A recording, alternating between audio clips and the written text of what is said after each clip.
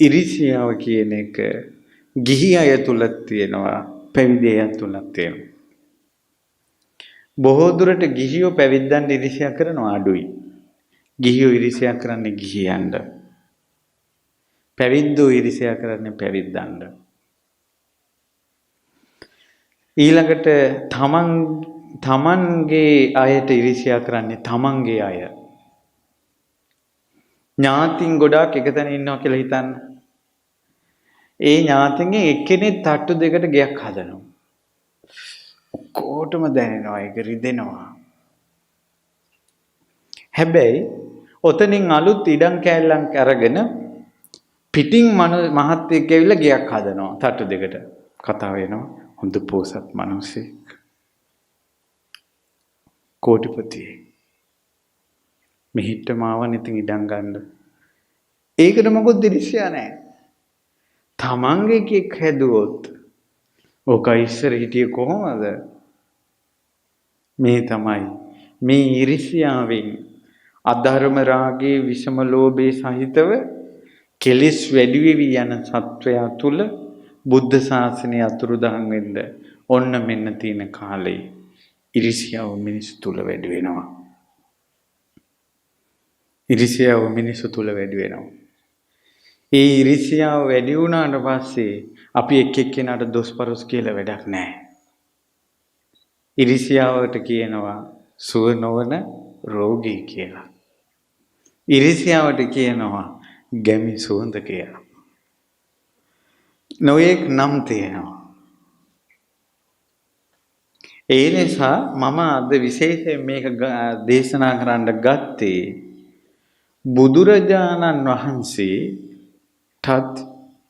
බුදුරජාණන් වහන්සේටත් ඉරිසියා කළා දේවදත්ත.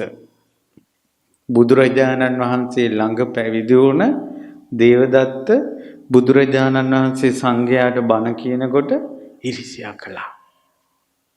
බුදුරජාණන් වහන්සේට ඔක්කොම වඳිනකොට පුදනකොට ඉරිසියා කළා. කිසිම දෙයකට ඇල්මක් නැති, කිසිම දෙයක් සමග බැඳීමක් නැති බුදුරජාණන් වහන්සේට ලැබෙන වැඳුම් පිදුම් කරු සත්කාර වලටත් බුදුරජාණන් වහන්සේ ළඟ පැවිදි වුණ දේවදත්ත ඉරිසියා කළා. බුදු කෙනෙකුටත් අනිත් අය ඉරිසියා කළා නම් කෙලෙස් සහිත අපිට ඉරිසියා කිරීම ගැන කවර කතාවද?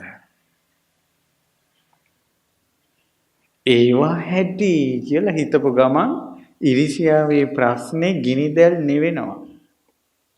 මේවා හැටි කියලා. කෙලෙස් සහිත ලෝකේ හැටි. බුදු කෙනෙකුටත් ඉරිසියා කළා. එක හාමුදුරුවෝ එක ගෙදරකට යනවා. ඒ ගෙදරින් රසට උයලා දෙනවා. මේ හාමුදුරුවෝ හොඳට වළඳනවා. ඒ හාමුදුරුවෝ කියනවා මම තමයි හොඳටම මේ ওই උපාසිකාව සතුටු වෙන්න මේ බුද්ධ ශාසනයේ හොඳම තෙරුන් වහන්සේ මේ උපාසිකාවගේ ගෙදරට එනවා. ඒක ගැන හිතලා සතුටු වෙන්න කියලා. ඊට පස්සේ මේ උපාසිකාවට දවසක් මිනිසු කිව්වා ඒ භාග්‍යවත් අරහත් සම්මා සම්බුදුරජාන් වහන්සේ ලෝකෙ වැඩ ඉන්නවා. ඔබ හැමදාම ගෙදර ඉඳලම දානේ පූජා කර කර ඉන්නවා. දෙවුරන් විහෙරට යන්නේ නැද්ද ධර්මය අහන්න? ඊට පස්සේ මේ උපාසිකාව අර ස්වාමීන් වහන්සේ දානෙට වැඩි වෙලාවෙ කිව්වා මේ ස්වාමීනි දෙවුරන් විහෙරේ භාග්‍යතුන් වහන්සේ සවස් කාලේ දහම් දේශනවනේ මිනිස්සු මේවා කිව්වා මේ මටත් යන්න ආසයි කියලා. අර හාමුදුරුවන්ට බුදුරජාන් වහන්සේ ගැන ඉරිසිය හිතුණානේ. බුදුරජාන් වහන්සේ මේ උපාසිකාවට දහම් දෙසුවොත් මෙයා මේ උපාසිකාව බුදුරජාන් වහන්සේට පැහැදෙනවා. ඊට පස්සේ මං ගැන තියෙන පැහැදීම අඩු වෙනවා. බුදුරජාන් වහන්සේ ළඟට ගියොත් ඉවරයි. කියලා මෙයා හිතලා අර උපාසිකාවට කිව්වා උපාසිකාව එපා යන්න. බුදුරජාණන් වහන්සේ දේශනා කරන ධර්මය හරි ගැඹුරුයි. අතිශයින් ගැඹුරුයි. ඔබ වගේ කෙනෙකුට ඒවා තේරෙන්නේ නැහැ. මම හොඳට තෝරලා බේරලා ওই උපාසිකාවට ගැළපෙන බණ ටිකමයි කියන්නේ මං වගේ හාමුදුරුවෝ උපාසිකාව ඔබට ආය හම්බ වෙන්නේ නැහැ. ළඟට ආපු සම්පත නැති කර ගන්න එපා. ඔන්න ආයෙදරක් දවසක් අර උපාසිකාව කිව්වා මට මේ බණ ටිකක් අහන්න යන්න හිතෙනවා කියලා. ඊට පස්සේ ආයෙත් අර හාමුදුරුවෝ ඊර්ෂ්‍යා කළානේ බුදුරජාණන් වහන්සේට. බුදුරජාණන් වහන්සේට පහදී කියලා. මොකද ඊර්ෂ්‍යාවයි මසුරුකමයි දෙක එකට තියෙන ඉච්ඡාමච්චරිය. අර කුලයට මසුරු කළා. බුදුරජාණන් වහන්සේට කට්ටිය පහදින එකට ඊර්ෂ්‍යා කළා. ඊට පස්සේ මොකද වුනේ? අර උපාසිකාව දවසක් හොරෙන් ගියා දෙව්රම් විහෙරට. අර ස්වාමීන් වහන්සේ ගෙදරට යනකොට ආරංචි වුණා අර උපාසිකාව මේ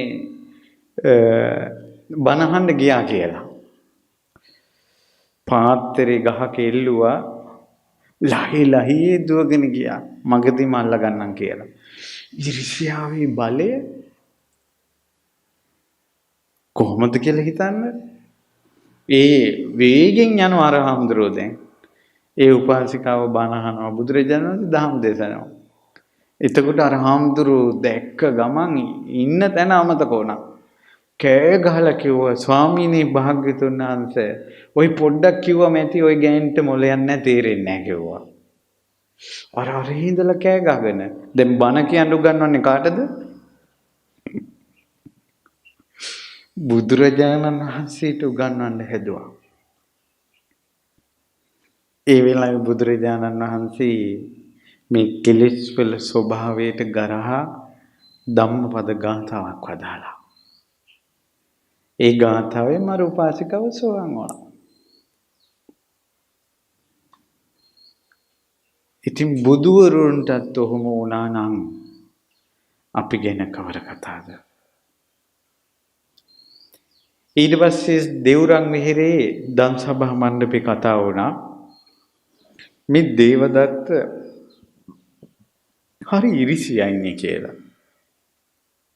බුදුරජාණන් වහන්සේ වදාලා පින්වත් මහණෙනි ඔය ඉරිසියාව සසර පුරුද්දක්.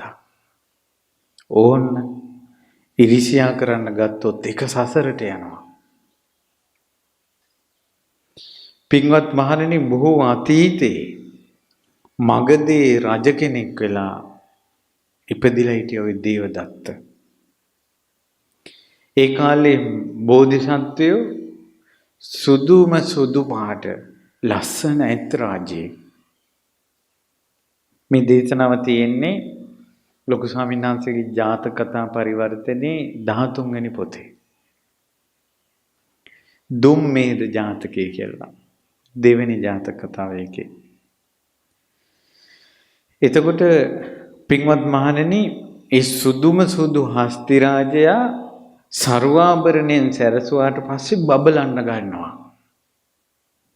දැන් අර රාජ්‍යරුවෝ ඇතා පිට නැගලා යනකොට මිනිස්සු අම්මෝ ඇතාගේ ලස්සන පුදුම ලස්සනක් නේ බබලනවානේ කියලා අර ඇතාගේ ගුණම කියනවා. එතකොට අර ඇතා උඩ යන රජාට ඉරිසියා හිතන කවුරු ගැනද? බලන්නකෝ තමන්ගේම ඇතා ගැන ඉරිසියා හිතනවා. මේ ඔක්කොම ගුණ කියන්නේ මේ ඇතාගේ මුන්ට රජා අමතකයි. ඉතින් ඒ ඇතා උඩනේ යන්නේ රජා. දැන් අපි කියමු කෙනෙක්ගේ වාහනයක් හොඳයි කියනවා නම් ඉතින් ඒක වටින්නේ වාහනේ යන මනුස්සයන්ගේ. අර වාහනේ හොඳයි කියන එක ඉරිසියයි. ඊට පස්සේ දැන් ඔහොම නැත් ඔය ප්‍රශ්නම තියෙනවා ගෙවල් වල. ගමේ කට්ටිය ඔක්කොම නෝනට හොඳයි කියනකොට මහත්තයා ඉරිසියයි. ඉතින් මහත්තයා සතුටු වෙන්න බෑ ඒ වගේ නෝනා කෙනෙක් තමයි ඉන්නේ එක ගැන. ගමේ මිනිස්සු ඔක්කොම මහත්තයාට හොඳයි කියනකොට නෝනට ඉරිසියයි. ඉතින් නෝනා සතුටු වෙන්න බෑ ඒ වගේ මහත්තයෙක් තමයි ඉන්නේ එක ගැන. දරුවන්ට ಗುಣ කියනවට සමහර වෙලාවට දෙමව්පියෝ ඉරිසියයි. සමහර තැන්වල ගෝලයන්ගේ ಗುಣ කියනවට ගුරුවරයා ඉරිසියයි. සමහර තැන්වල තමන්ට ධර්ම විනය උගන්වන ගුරුවරයාගේ ගුණ කියනවට ගෝලයා ඉරිසියයි. පුදුම වැඩක්. ඊට පස්සේ දැන් මේ බලන්න තමන් ඒ ඇතා උඩ යද්දී ඒ ඇතාගේ ගුණ කියනකොට රජාට ඉරිසියයි. රජාට හිතුණා මුණ්ඩ රජෙක් ඉන්න බව අමතකයි. මේ ඇතාගේ ගුණයි කියන්නේ. මං උඹලට පෙන්නන්නම්කො මගේ බල ශක්තිය කියලා. ඇත් ගොව්වට කිව්වා එම්බා ඇත් ගොව්ව. උඹ මේ ඇතා හරියට හික්මවලා නැහැ. ඊට පස්සේ ඇත් ගොව්වට හිතා ගන්න බෑ. තරහ අවසර මහරජුරුවන් වහන්සේ ඇතා හොඳට හික්මිලා ඉන්නේ. ඊට පස්සේ කිව්වා නෑ මං කියන දේ කරපිය දැන් කියලා රජුරු ඇතාගෙන් බැස්සා. දෝලාවකට නැංගා. වේපුල්ල පර්වතයේ තියෙන විශාල වේපුල්ල පර්වතේ. කිව්වා මේ ඇතා මේ මොහොතේ දැන් නංගෝපම් මේ කන්දේ කිව්වා.